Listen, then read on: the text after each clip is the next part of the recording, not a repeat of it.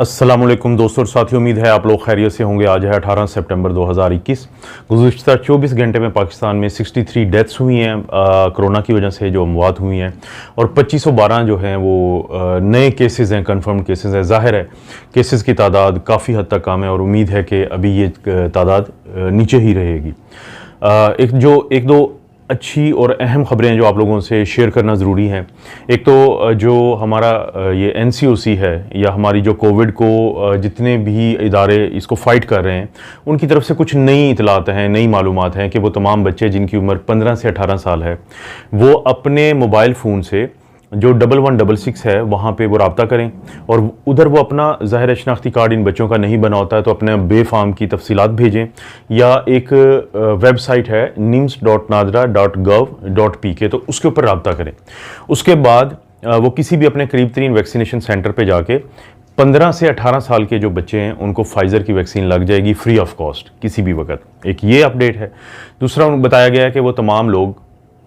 जो immuno compromised हैं, जिनकी इम्यूनिटी कम है, उनकी उम्र 12 साल या उससे कहीं ज़्यादा है, तो उनको भी फाइज़र लगेगी, उनको भी फ्री ऑफ कॉस्ट लगेगी, तो अगर वो अनवैक्सीनेटेड हैं। लेकिन जो वो लोग जो इंटरनेशनल ट्रैवल करना चाहते हैं, वो बैरून मुल्क सफ़र करना चाहते हैं, उनकी उम्र 12 साल या उससे ज़ायद है, तो अपने मुल्क के हिसाब से उनको वैक्सीन दी जाएगी। वो जाएंगे पासपोर्ट लेके, अपने सफरी दस्तावेज़ात लेके, और फ़ीस जो है 1270 के करीब, तो उनको फिर वैक्सीन लगा दी जाएगी। क्योंकि 12 से जो 15 साल के बच्चे हैं उनको फाइज़र की, लेकिन अगर वो 15 से 18 साल के हैं तो वो ज़ाहिर है और अनवैक्सीनेटेड हैं, तो उनको फ्री ऑफ कॉस्ट लगेगी, उनको पैसे नहीं देने पड़ेंगे।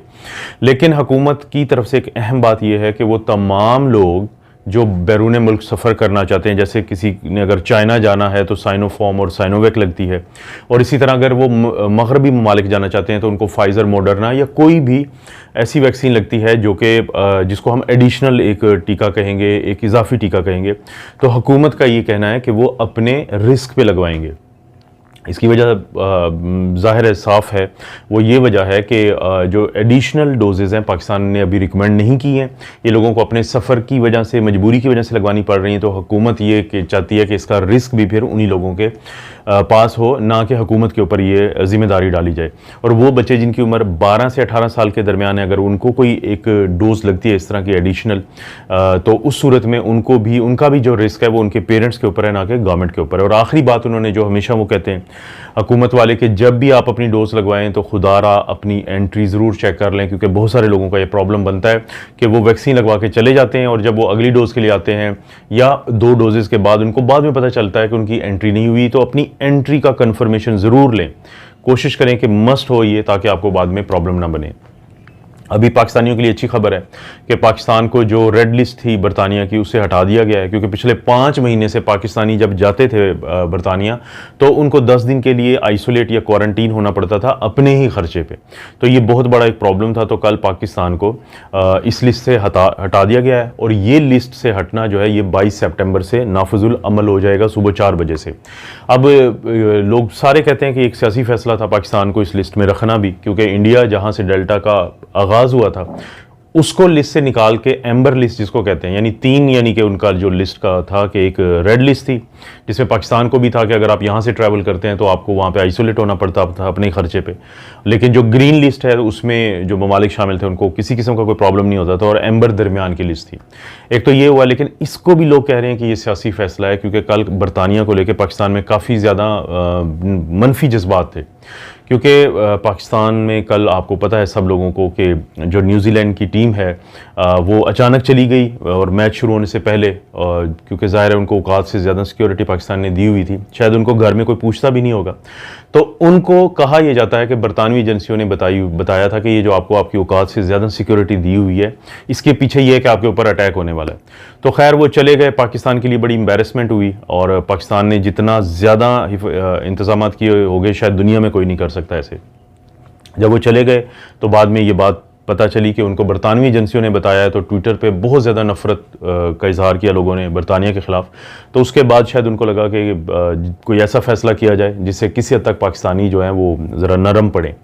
एक इसको सियासी फ़ैसला भी कहा जा रहा है, लेकिन चाहे ये सियासी हो या गैर सियासी हो, लेकिन इसका पाकिस्तानियों को फ़ायदा है। और ये एक अच्छी खबर है। और ख़ास तौर पे जो पाकिस्तानी नज़ाद बरतानवी पार्लियामेंट के अरकान हैं, उन्होंने बहुत ही ज़्यादा कोशिश की है, जिसमें नाज शाह है, जिसमें अफजल ख़ान है और भी बहुत सारे लोग हैं। क्योंकि गुज़िश्ता कुछ दिन पहले भी 21 जो मेंबर ऑफ पार्लियामेंट हैं, उन्होंने ये एक एप्लीकेशन दी थी कि वजह बताई जाए कि ये पॉलिटिक्स के अलावा क्या वजह है कि पाकिस्तान को आपने रखा हुआ है। और पाकिस्तान को रेड लिस्ट से निकालने ने ये साबित कर दिया कि हमारे यहाँ पे कोई ख़तरनाक वेरिएंट नहीं है जो दुनिया में बाकी वेरिएंट्स के अलावा हो। तो हमें यही शक था कि शायद कोई ऐसी चीज़ है जो हमें नहीं बताई जा रही, लेकिन ये एक सियासी फैसला था उस वक्त भी और शायद आज भी सियासी फैसला है, लेकिन इस सियासी फैसले का हमें फ़ायदा है, नुकसान नहीं।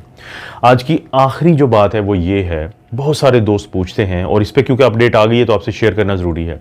कि क्या अगर वो फ्लू का टीका यानी इन्फ्लुएंजा की जो वैक्सीन होती है, फ्लू की वैक्सीन है, वो लगवाना चाहें तो क्या वो इकट्ठी लगवा सकते हैं यानी कोविड की वैक्सीन के साथ, या उसमें कोई गैप होना चाहिए। असल में हम हमेशा लोगों को कहते हैं कि अक्टूबर के एंड से पहले पहले कोशिश करें, अगर आपकी फैमिली में 60-65 साल से ज़ायद की उम्र के लोग हैं, शुगर के मरीज़ हैं, दमा के मरीज़ हैं, गुर्दों का मसला है, हेल्थ के और इश्यूज़ हैं, अगर वो ख़वातीन हैं जो प्रेग्नेंट हैं, या फिर बच्चे जिनकी उम्र 5 साल से कम है, लेकिन बच्चों का मैं ज़रूरी कहूँगा कि वो अपने चाइल्ड स्पेशलिस्ट से बात करके, तो हम उन लोगों को कहते हैं कि आपने इन्फ्लुएंजा की वैक्सीन ज़रूर लगवा लेनी है। क्योंकि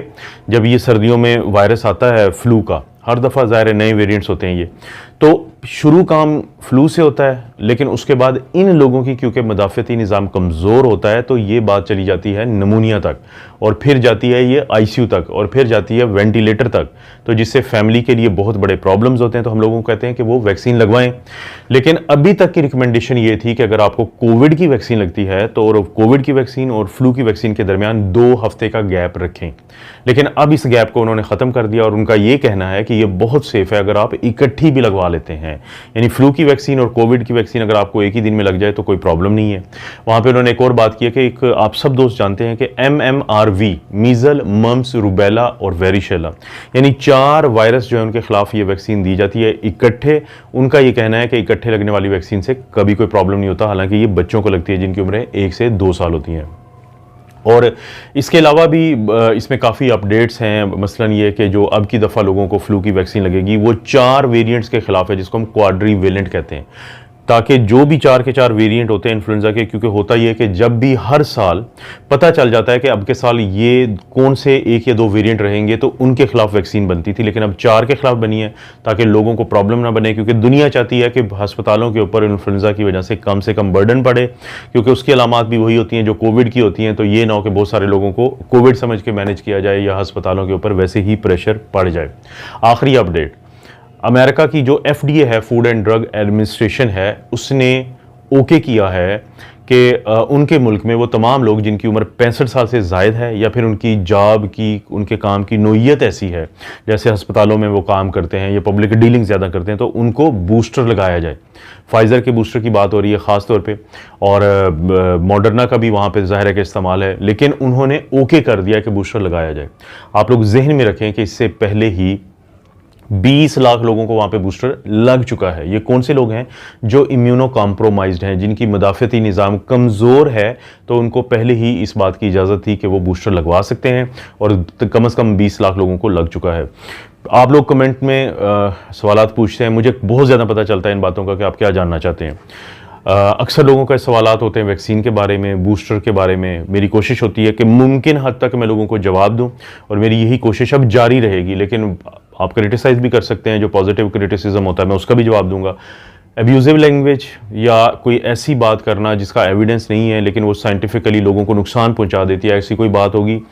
तो थैंक्स टू यूट्यूब के मेरे पास एक ऑप्शन है कि मैं उन लोगों को नेक्स्ट टाइम वो कभी भी कमेंट नहीं कर सकेंगे, क्योंकि कोरोना ने तो चला जाना है और इंशाल्लाह इस चैनल पे हम कोरोना के अलावा बाकी बीमारियों की भी बहुत ज़्यादा बात होगी, तो उस वक्त भी बहुत सारे लोगों को फ़ायदा होगा इस कमेंट सेक्शन का। तो आप लोगों से दरख्वास्त यही है कि अगर आपके ज़हन में कोई सवाल आता है तो मेरी कोशिश होगी कि मैं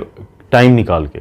कोशिश करूंगा जिस हद तक मुमकिन है ज़्यादा से ज़्यादा लोगों के साथ इंटरेक्ट करूं कमेंट सेक्शन में, उनको गाइड करने की कोशिश करूं या उनसे खुद अपनी गाइडेंस लूं काफ़ी चीज़ों के ऊपर। आप अपना और अपनी फैमिली का ख्याल रखें। अल्लाह ताला आपको और आपकी फैमिली को हर किस्म की बुराई, बीमारी और आजमाइश से महफूज रखें।